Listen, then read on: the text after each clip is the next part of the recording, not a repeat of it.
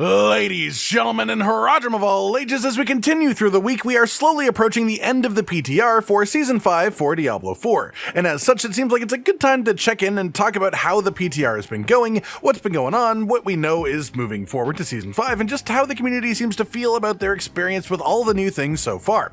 Starting us off then, the main new mechanic to mess with in the PTR is the Infernal Horde activity. This wave-clearing game mode is actually really neat conceptually. It's a bit mind-off, but given it's just an alternate endgame activity to the other ones, there is no real problem with one of them existing that just requires a bit less brain power to enjoy, but the actual execution of this has, without a doubt, been a bit of a mess so far. To start the PTR off, there were just rampant bugs surrounding the Abyssal Scrolls and the compasses themselves, which, you know, are the items that you use to actually interact with the Infernal Hordes. These scrolls both increase the difficulty and rewards of the activity by giving you higher tier compasses, but unfortunately at the start of the PTR, there's just the bugs going around, making the compasses have really low drop rates, and the Abyssal Scrolls not really dropping very often to begin with, but then when they did drop, there was just a high chance it literally disappeared from your inventory directly after teleporting out of the activity, which of course meant that you couldn't use and thus couldn't even do higher difficulty versions of the activity. This was so widespread that initially it was announced the PTR would be full on going down in order to fix the issue, but then this was changed to just be a hotfix that would done server side as a sort of band-aid to the issue, but for the most part this seems to have fixed things a fair amount for the sake of the PTR,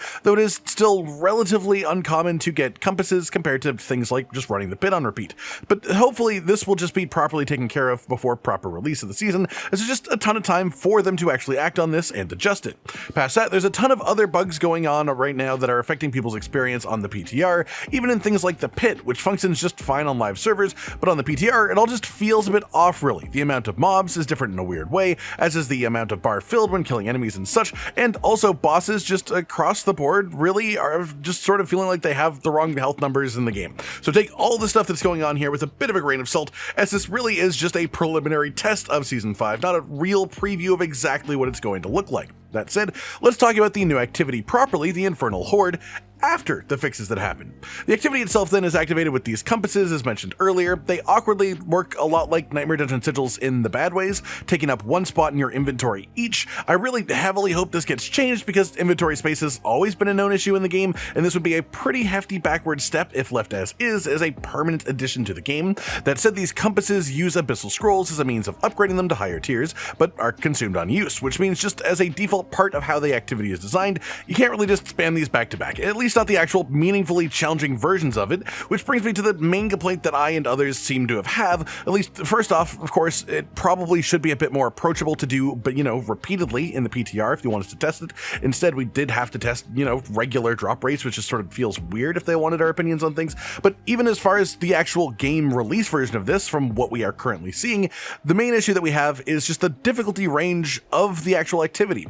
When the activity hits right, it hits right. When you're at a difficulty level that it feels challenging for your build, but still actually completable, where you have to push yourself and really actually pay attention, but still just barely get through it in the end, when you have that, it feels really genuinely quite good. However, if you are doing a tier that is too easy for you, it just becomes completely mindless. And while I think Brain Off Farm is a good option to have, we already have things like Helltide or mid-tier pit runs for exactly that purpose. And my main issue is just how much worse this actually feels than doing tiers of the Infernal Horde that actually are a challenge. That said, this has an upper limit too, as well as it is incredibly frustrating if you actually fail at the activity because you do something that's a bit too hard. Because the entire point is it is wave after wave and then a boss at the end, and the only real failure state possible is dying. So you can build yourself for full tankiness if you need to try and get through it, which then makes the actual activity just take a ton more time, like 15 minutes or more. And if you fail after 15 minutes, yet nothing. And it feels just like a terrible use of your time, especially in an ARPG where efficient grinding is like the main thing on most players' minds.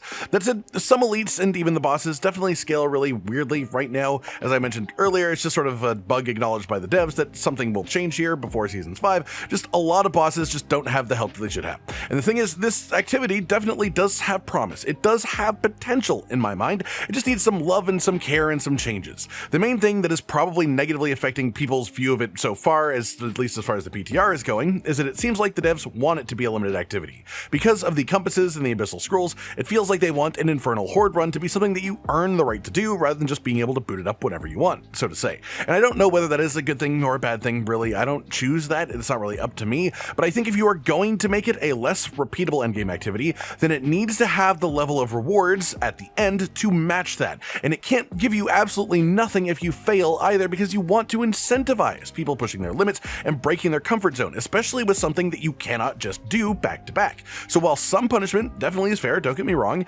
when the time that you spend in the more challenging tiers is just going up and up and up, the pain of failure becomes much more agonizing. That said, my suggestions for all this is just sort of twofold. If they do want this activity to be limited, just make the compasses stack for each tier so they don't take up as much inventory space, and make your compasses that drop always match the highest tier you have actively completed, sort of like how Nightmare sigils work. But then let us salvage them and then craft lower tier ones, also like sigils too.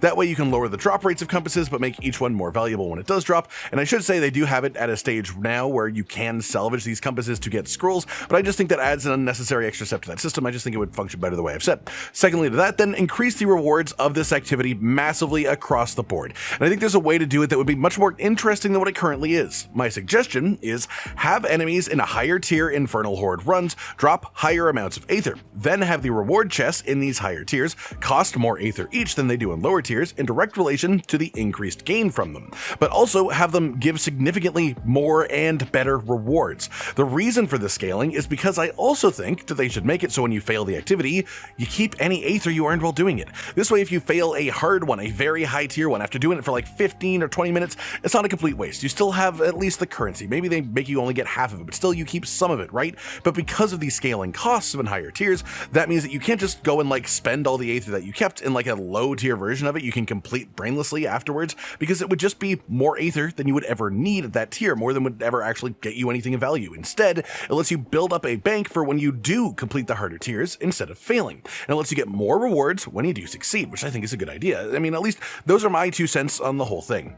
As for things outside of the Infernal Horde itself, then main changes include the fact that the summonable ladder bosses no longer require dungeon resetting in between, which is just honestly a massively good quality of life change. Not to mention that legendary items now have bonus temper rerolls for each greater affix on the item to lower the chances of bricking a more powerful and exciting drop. And you could always make the classic argument that we shouldn't be happy about these changes because it always should have been this way, but it's the way it is now, and I'm happy that it is. There's also a ton of UI changes to the way that items look, the way affixes are displayed. Legendary powers and the Codex of Power now just have their own individual icons for each one. Just a lot of nice little visual upgrades across the board that are generally just sort of appreciated, honestly.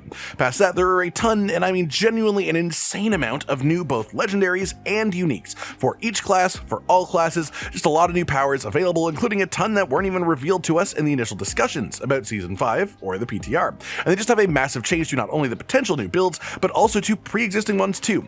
Some of the most exciting ones in my personal opinion and experience are things like the Crown of Lucian, which gives you significantly reduced base resource costs, but then also it gives you a stacking damage and actually resource cost increase every time that you spend resource as a stacking buff. This scales to really powerful damage boosts at higher stacks that more than make up for the extra resource costs, especially with how many avenues there are for resource generation in the way that the game currently functions. And this even has a bunch of synergy potential with other new uniques like the Shard of Varathiel sword that makes basic skills do just a ton of bonus damage, but also cost resource to use. But if you can power yourself while using both of these together, it can get just sort of insane. And both of these are non-class specific uniques, which is really cool, honestly.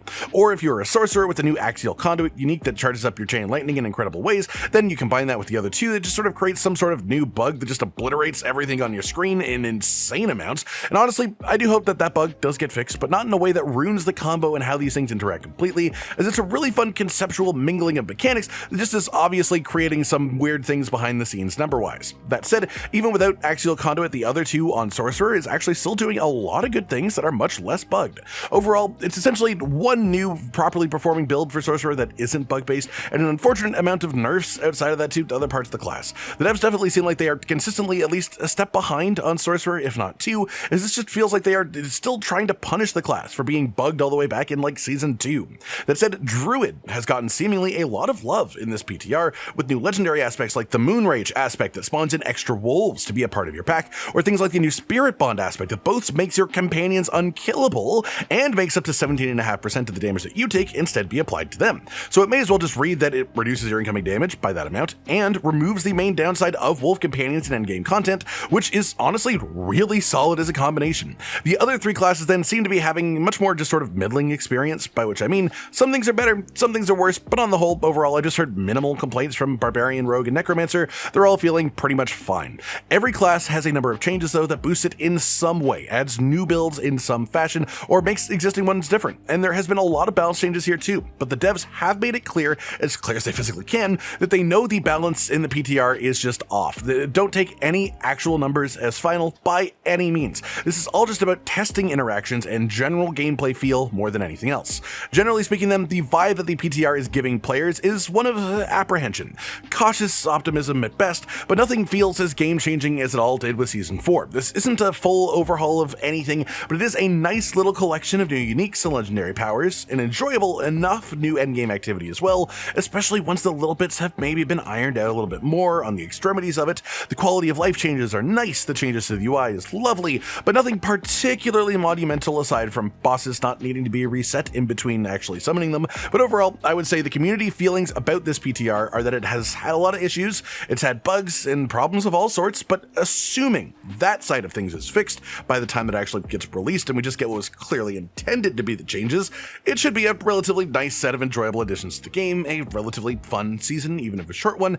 But that assumption and that if is a very, very big one here, because if it were to ship in its current state, it likely would not go over well at all. That said, there's also the question of what more will be part of Season 5 that wasn't on the PTR, as we don't have any inkling really of a sort of seasonal specific power, anything of that type, and while the only thing that was left out of the Season 4 PTR was the Call of the Wolves reputation activity, really, that still did have a relatively sizable impact on the Season 4 experience. So past this, we do still need to wait to actually see the full picture of Season 5. All that said though, from what we have so far, I'm relatively hopeful for some of the new playstyles, but I'm not bouncing off the walls excited about everything like I was with Season 4. Just very tamely, relaxedly, ready to enjoy some fresh gameplay come Season 5. I hope you've all enjoyed this then, sort of as a roundup and discussion about the Season 5 PTR and just how it's been going so far. And of course, feel free to let me know your own thoughts on all this stuff down in the comments below. Like if you liked the video, subscribe to the notification bell for more, and most importantly, ladies and gentlemen, until next time, stay sweet.